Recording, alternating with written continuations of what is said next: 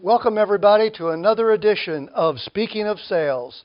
It is an interview show where we take real, live, outstanding salespeople, and we want to get their real, live examples of what drove them into their careers and all things that make them what they've become. My name is John Waechter. I will be your host, and today I'm honored to have as our guest Mr. Don Zavis, Sales Trainer Extraordinaire. Thank you. Keynote speaker, international Mr. Hub.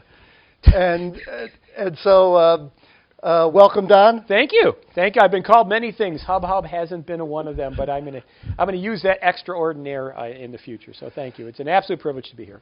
Well, thank you, and it's great to have you. One of the first things that I want to get started off on is a question that is more towards your beginning. What was the first introduction to sales that you have some sort of memory that kind of drove you in this direction? You know, I remember when I was probably 3 or 4 years old. I think that's when you kind of see your place in the world, kind of know where you are. And other friends of mine, kids that lived in the neighborhood, their dads were something, right? A mechanic, a lawyer, doctor, engineer. They were something. And my dad always said we were in sales. I'm in sales. And I always wondered because that didn't seem like a job. It's like, sales is what you do, but what do you sell? What is it that you actually do? And for the longest of time, I kind of wrestled with that. But the interesting thing that I found, in my experience, we talk about in session, that you sell like you feel. I came from a world where being in sales was as good as it got. Now, this is the early 1960s in Redford, Michigan. This is a very, suburban, white-collar area, regular houses. I mean, it's about as suburban as you could possibly imagine. And where my friends were, dads were going to work with their names on their shirt. They were a mechanic, right? And they'd have the name on the shirt like a bowling shirt. My dad was always wearing amazing suits. And their dads were driving like, 4-year-old cars. We had a new Lincoln every 6 months. Every 6 months, our company had a plane. I didn't. When you're 6, you don't know that. You think everybody gets new cars. Everybody has a plane. Everybody, when you go to work, everybody, can't be nice enough to you. Dad's has this giant office with all kinds of stuff in it. In your mind, you're like, well, everybody has this, right? It's no different. And I remember really feeling different about 10 years old. And a kind of 10 years old is, I'm going a long way to make a point, so follow with me. So that you kind of know what's going on, and it's kind of like I keep kind of linking all these things together. And my brother got into hockey. And if you live in Detroit, Michigan area, you got to be hockey. If you're not into the Red Wings, then you don't exist. So he decided. Now we always did the street hockey with the ball, and Dad made the ice rink in the backyard with the visqueen plastic and filled it up, right? But he really got into hockey. Now he's 17 months my junior, so when he was 8, 9 years old, I was over 10. And Dad said, well, you know what? If you like hockey, we should go see more hockey games. And Dad's company went and got a box at Olympia. Now, Olympia Stadium isn't even around anymore. I think it was knocked down many, many years ago. But I was like, where do people are walking in, right, and they're getting in their little seats, and now, we're in this like booth that's got 20 beautiful seats and a bathroom and a kitchen and like catered in food, and I'm like, this isn't. None of this seemed normal to me. But this didn't seem like normal to anybody else, right? I was like, so finally I said, what do we actually do? I know and I've been to your office and I've been in the warehouse and I see these big giant valves, and that's what we did. We represented Fisher Controls Company, and Fisher Controls Company made valves. And there were these giant valves that would be 5 feet in diameter pipes that would bring it down, to the valves that would eventually show up at your house. And a lot of people have these Fisher control valves actually on the gas at your house. And that was it. And then so I realized very early on that sales was it. I mean, I didn't care. Doctors, lawyers, none of those stuff. Sales. Dad would go to work at 10 o'clock in the morning, never rushed for anything, was always at every baseball practice, football for my brother, event. Every time our band, he was always there. It's like, and he knew everybody. It's like, we're going to do something and pick up the phone. Hey, I'm going to bring the kids, right? Next thing you know, we would go to the Detroit Zoo. And there would be a golf cart just waiting for us, like everybody else is standing in this long line, right? And there's a golf cart, and it'd be like, Don! And I'm like, this is cool. I like this. And I attributed all that to sales. So you knew early on that sales was it, because basically you were brought up in that environment. Oh, absolutely. So what is the, when did you say not only is sales cool, but sales is going to be my career? Well, I think the interesting thing was my father's name is Don Zavis as well. And whereas his middle name is Robert, my middle name is Brian. But, I was the Don Zavis of the Don Zavis. It was almost like I was, crowned to be this. This was, you're going to take over the family business. You're going to do this. And, and I went everywhere with my dad. I mean, a lot of people, they take your kids to work day. That was all the time. And the company had a 10,000 square foot cottage up in, and it looked like a mall. I remember when we went there the first time, all my friends' cottages were like these little bitty things. This looked like a mall. It used to be a Boy Scout camp back in the 40s. And it was giant, like, 10 bedrooms, half a dozen bathrooms. And I just went everywhere with him. So when he would take clients and customers there, we as a family would go when it was appropriate, right? But if you watched Mad Men, that was my life. The good parts of it, and maybe take out the infidelity parts of it and stuff. Ma wasn't going to tolerate that silliness, but that was my life. That was, very social, always events, always dressed up, always activities, always excitement, always everything. And I was like, and again, my mind kept thinking sales. I didn't realize my dad worked incredibly hard and, was had all of the stressors that every other business, executive had. But to me, sales was it. It was like not working. I always kind of attributed that nothing seemed like work. It was, he hung out with his friends. And he would, go to hockey games, and we would, go to races and football games and events and circuses and up north and, in the plane. And he was with his friends, and it didn't never seem like work. Sounds like you were enculturated in a network environment. Oh, absolutely. And that's so important to sales in terms of building the relationships. It was. And it's so important that not only the old adage is it's important, that it's who you know, but it really is, it's who knows you. And it's interesting because this was also, and I use that madman example, but it was also at a time where, we were never the cheapest. We were never the low bid on anything. Fisher Controls was the Rolls Royce of this particular industry. And it wasn't like we were 5%. We would be like 30, 40% more. So the service was huge. And I remember one Thanksgiving Day that we got a call. And my dad said, okay, you're going to go with me. This is Thanksgiving Day, right? And so we get in the car, and I'm like, okay, Dad, where are we going to go? And so he was telling me, so he has a client who has a valve that isn't functioning properly, and the service people are going to meet us there, and we're going to go to a thing they call a pit. Now, in Michigan, you have to put these things below the frost line so it wouldn't freeze. So when they say a pit, this is a pit. So imagine a 5 foot by 5 foot cement structure that's a ladder that you go 20, 25 feet straight down below the frost line, and then you are there sandwiched against this giant valve that is humming and vibrating and moving, and it's as terrifying as you can imagine. And that's what my dad did. And on the way home, he said, I could have not gone. I could have not gone with the service guys because he really didn't like grab a tool and do anything. Right. But he said, it's my clients need to know that I am there 100% of the time, 100% of the time.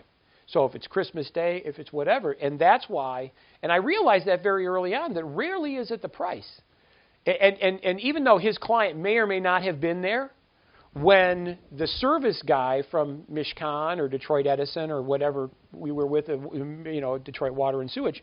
They just see the presence. Yeah, when that guy who was in the pit with us, right, talked to his boss, which is the guy who called my dad and said, Don Zavis came, and he brought his son.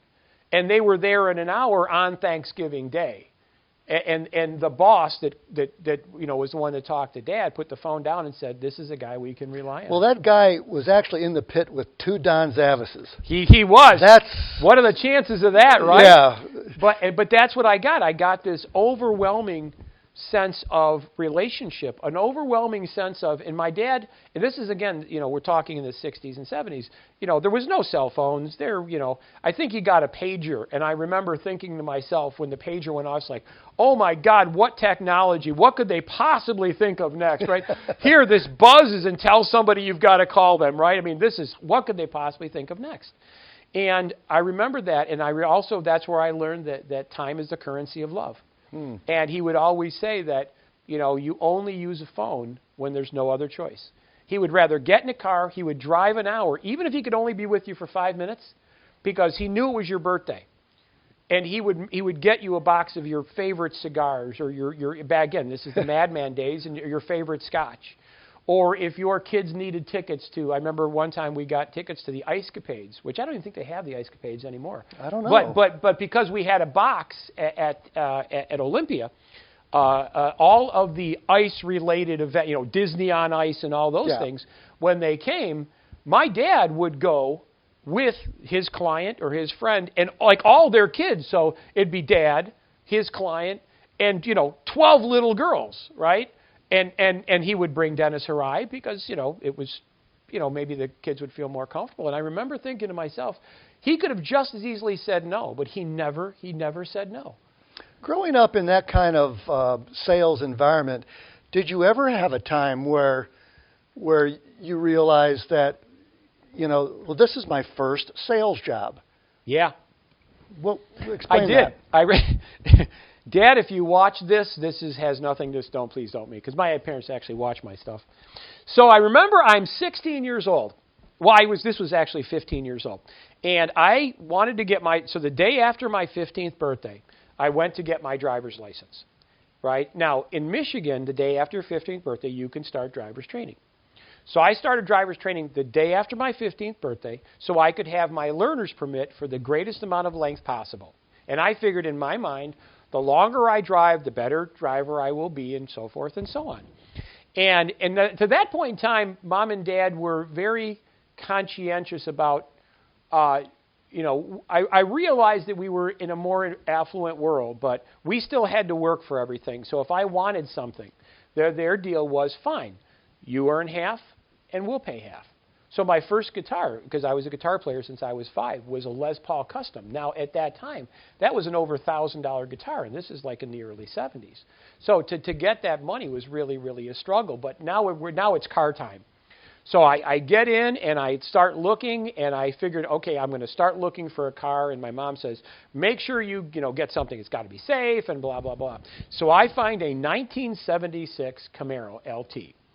Now, keep in mind, I'm born in 1961, so in 1976, when the car was new, I was like 15, all right? This is now, I'm now 16, right? So the car's only been around a year, but I picked out the car I want, and I said, okay, Dad, this is the car I want.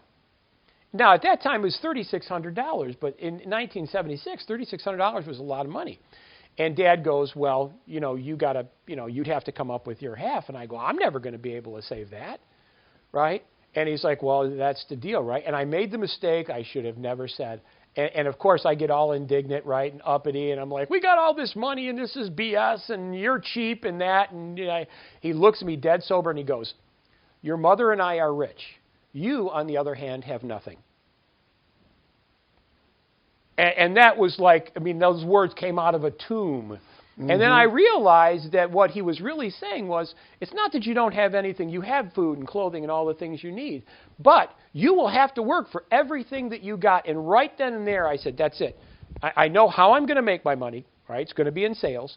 And I know that I got to start right now. And so I went through the process of, okay, what can I do? What do I know? And I started teaching guitar lessons. And I would hustle every possible thing that I could. And it's funny because the more I did it, the more I liked it. And even at that time, being in school, when I eventually, by the way, I got my Camaro, right? And it took me a couple more months than I anticipated. But when I, said, Dad, here's my part of the 3,600. And he said it's funny because, in an attempt for a father to teach a son a lesson, he goes, don't you feel better? And I'm like, absolutely not. I wish you would have given me the money. Right. But I did learn that, you can work hard, you can work smart. But I believe that I was called to do this. I believe just like my father was called to do this. I think that you can be an amazing salesperson and not necessarily be an extrovert, because I'm actually a relatively quiet person. I am absolutely okay with being alone. I think there's a difference between being lonely and being alone. Absolutely. And but I love this. I couldn't imagine not doing When this. did you when did you decide to transition from physically selling something to more of a sales training role? Well, the transition was actually enormously unplanned. So I opened my first business in and I graduated from high school in 1979. I opened my first legitimate business in 1980. In fact, I couldn't even legally sign the lease for the building that I leased. The bank loan we got, I couldn't. It was like everything was like beyond illegal. It's like I'm nobody asked, and I didn't tell them, right? So they didn't say you had to be 21 to get into a contract in Michigan. And I said sign here. I'm like, okay, sign here. And they're like, sign here, right? So we're open banking accounts, we're leasing stuff, we got trade credit. So I decided, because I know musical instruments, that I was going to open up a music store, and it's Zavis Music, and it was in Dearborn Heights, Michigan. And then we opened up a second one, then we opened up a third one, then we opened up a fourth one. And then I realized that we had something, and we sold the whole shebang. I got a boatload of money and then did what any other, young 20 person would do. We went to Mexico for a month, which made nothing but sense, right? It's like, I did it once. Lightning can strike 50 other times. And I bought and sold 23 different businesses. And in 2005, I had bought into a construction company in Brighton, Michigan, and we built churches. And they had a contract with the local Sandler Selling System trainer, which is an amazing selling system, Sandler Selling System. And because I was a sales guy and we already had the contract in place, I was like, oh, I should probably go. And I remember being in the first class, and I remember it getting started, and I'm like, I love this. I love everything about this.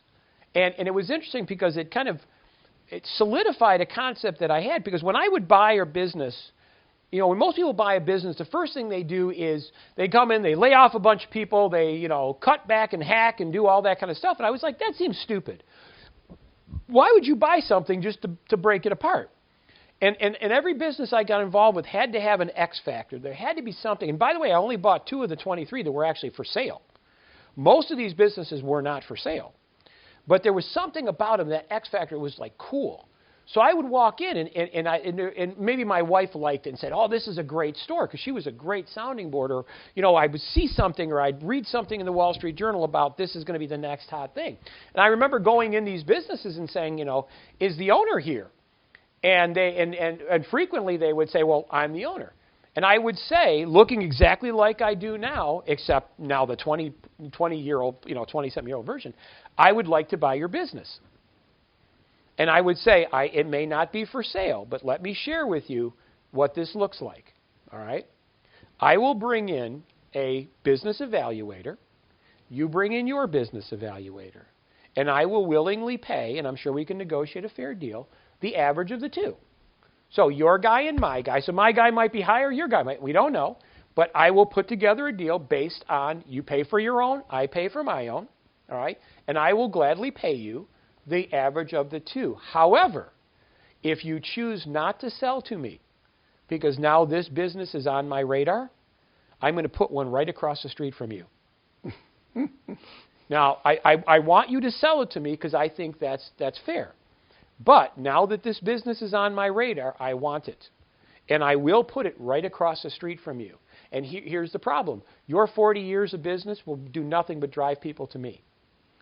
So you kind of actually, early in life, incorporated the kill or be killed into your well, it wasn't mindset. To me it wasn't the kill or be killed. It was the help or not be helped. Because when I came to you and said, I would like to buy your business, and you may never get another offer, right? You might, when you decide to sell, there may be no buyers. And that's why I said, I'll bring in my guys, you bring in your guys, and I'll pay you the average. So even if my guy is lower and your guy's higher, I'll pay you more, right? Because I think that that's fair, right? Because I'm a reasonable guy, right? And but, again, now that it's on my radar, I want this business. I want to be in this business. And it makes sense for me to put one right across the street from you, because as people come to you and they're going to see my giant sign, which would be 3 times bigger than yours, of course they're going to come to me too. I'm going to benefit. It's the reason why there's one coffee shop on this corner, and then another one opens on this corner, and another one opens on this corner. So one of the companies that I got involved with that built churches, that got me into the Sandler selling system, I loved it. And I really literally decided that day, this is what I want to do. Because my focus when I would buy a business isn't cut it all back. My focus was there's something about it. I would put all my efforts in what's amazing about it and focus on how to grow. Because there's an unlimited amount you can grow.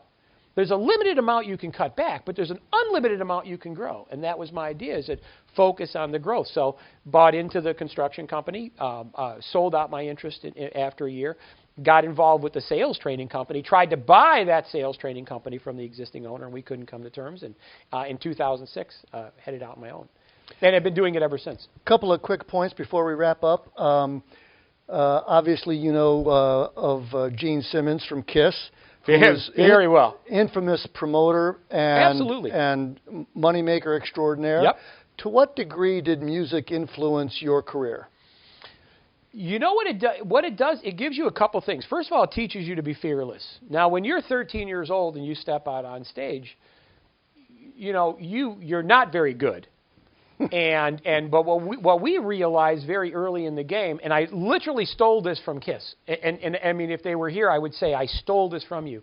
What we realized is that if our show was good enough, it's almost like the music didn't matter as much. It was important to have good music, and I believe KISS has wonderful music, right?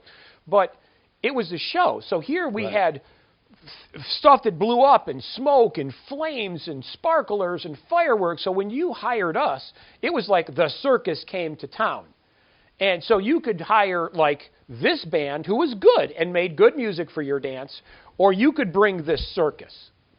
And that was the thing. And the idea is that, you know, you can't be too over the top. Right? Your explosions can't be big enough. Your fireworks can't be loud enough. Your amps can't be large enough. Your drums, you can't. My brother had drums he couldn't even reach. There were some drums he had to physically get up to be able to reach those. But we were still buying more. And I think that there are people in the world who will absolutely embrace when I say, I truly believe that more is better. Mm-hmm. Now, I know maybe that's not true when it comes to diamonds or whatever, but to me, in my mind, more is better. And I really took that from the music. The other thing is that it makes you fearless to the extent that you're going to make a mistake. My brother, who is our drummer, Denny, and he still plays in a band actually back in Michigan. Amazing drummer. He used to get sick before we would start. He would make some and I mean sick like hurl sick. He would make some tragic mistake in the first literally 5 minutes of us playing, and then he felt fine. It's like I made my tragic mistake that way, but it's live sound. It's there. It's gone. I remember watching a video of Van Halen, which is one of my idols, and they were playing at the US Festival. It was the first time Van Halen was in front of that large of an audience, and David Lee Roth, their singer, was so hammered he couldn't remember the lines. He literally stopped the song in front of 300,000 people and says, I can't remember the lines. Now, you would think that the audience would be like, I want my money back. What an unprofessional show. This sucks. And you know what? They're like, yay! You know, you're like us. You know, you're hammered too. And that's when I realized the circus is what people want. Anybody can drop the record on the needle. When they come to a sales training thing that you and I do, to me, part of it will be circus. Part of it has to be, it's entertainment. It has to be training, but it has to be entertaining. The last night I was at a networking event and got into a discussion with a person that had 40 years of sales under his belt, and he was pretty much winding down the sales. We got caught up in this discussion about the future of sales. So when you look out into the new digital world, into the new world that changes every day, What goes on in your mind when it comes to the future of sales? You know, it's interesting that you ask that, because that is, you know, we as professional sales trainers and sales coaches are generally called upon to have that crystal ball. People hire us to want to know what the future is. And it is an interesting thing, and I'll go back to my dad. Back in the time before the technology boom that we had, everybody was face-to-face sales. That was it. Mm-hmm. You weren't unique, right? Yeah, you were face-to-face sales. Now, the face-to-face sales is so unique. I believe professional selling is still an eye-to-eye, face-to-face, belly-to-belly business. I, in my heart, believe that time is the currency of love. And I believe that the more technology you throw in the relationship, the more commoditized you become. So what that means is that now with the click of a button, I mean, I tell people all the time, the best thing, you know, a well-trained, capable salesperson is truly the best thing for a client. They are the living brochure. But nowadays, you can, you know, hit a button and get prices for 97 different people. Well, you could probably, you know, and if that works for you, that's great. But I believe that for the things that are important, the real things that are important, that's what they want. I don't think that our president and the Russian president are ever going to, you know, text back negotiations. I think that they're always going to be face to face, right? I can text my wife, I love her. But there's no substitute for me being right there next to her. Is it fair to say that you believe in the trusted advisor role will always be here? Sure, absolutely. And I think the people that embrace it and cultivate that are the ones that are going to be successful. I tell my clients all the time, if you've got a client that's important enough with you, jump on a plane. Even if you do nothing but take them out to dinner, that's it. I don't care. It doesn't make any difference. There is no substitute for the face-to-face. The more commoditized you become, the cheaper you have to be, because that's the only thing you have to offer. The more involved you are and the more associated and have a relationship, that you never have to be the cheapest, and you'll have a much more fulfilling and successful sales relationship because of it. So, to wrap up, it looks like the future of sales is going to still be belly-to-belly, human relationships, never going to change, and trusted advisors. Absolutely.